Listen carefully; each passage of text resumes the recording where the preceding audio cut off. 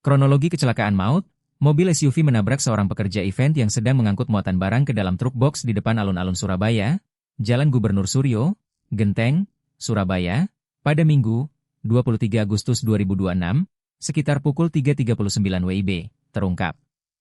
Akibat kecelakaan itu, seorang pekerja event berinisial RPK, 25, warga Wonosari, Kenjeran, Surabaya, meninggal dunia di lokasi kejadian. Sementara pengemudi mobil SUV yang menabrak korban diamankan polisi setelah sempat dikepung warga.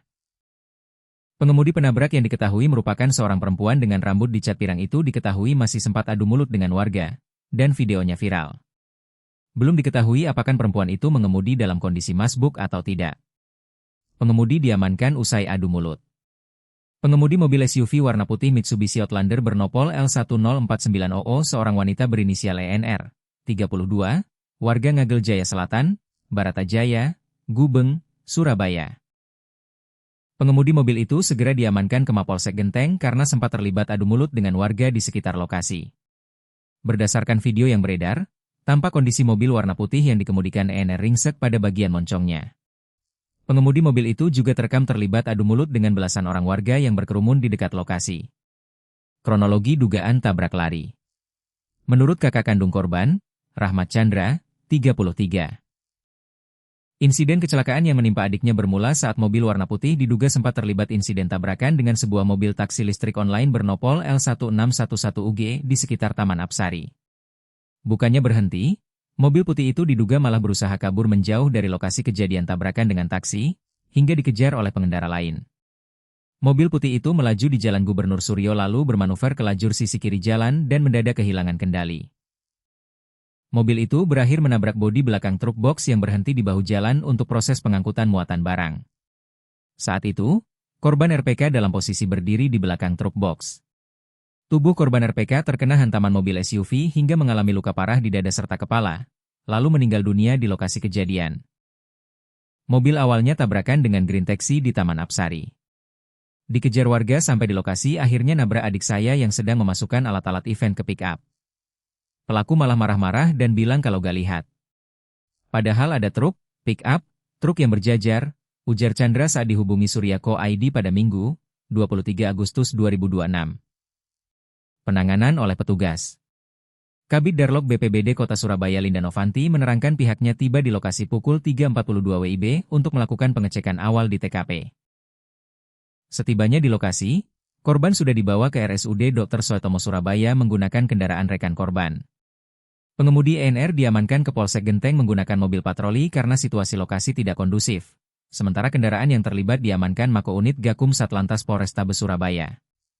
Harapan keluarga korban. Jenazah RPK dievakuasi ke RSUD Dr. Suetomo Surabaya untuk divisum sebelum dibawa ke rumah duka dan dimakamkan pada Minggu pagi.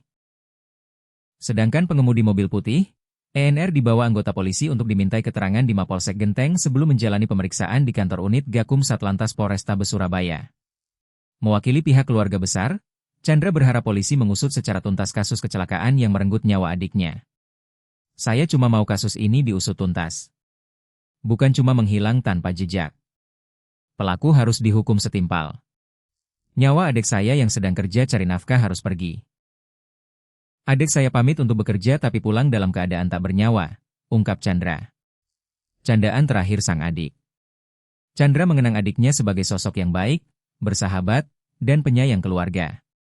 Mengenai sosok sang adik, Chandra mengungkapkan, RPK dikenal sebagai pribadi yang baik, bersahabat dan penyayang keluarga. Ia tak menyangka sang adik bakal mendahuluinya begitu cepat menjadi korban kecelakaan lalu lintas. Adik belum ada setahun bekerja di Wings. Semua orang jika ditanya pasti jawab adik saya adalah orang baik. Semua orang tahu kami pasti bilang kami orang baik, katanya. Terakhir kali ia berkomunikasi dengan sang adik, adalah beberapa hari lalu.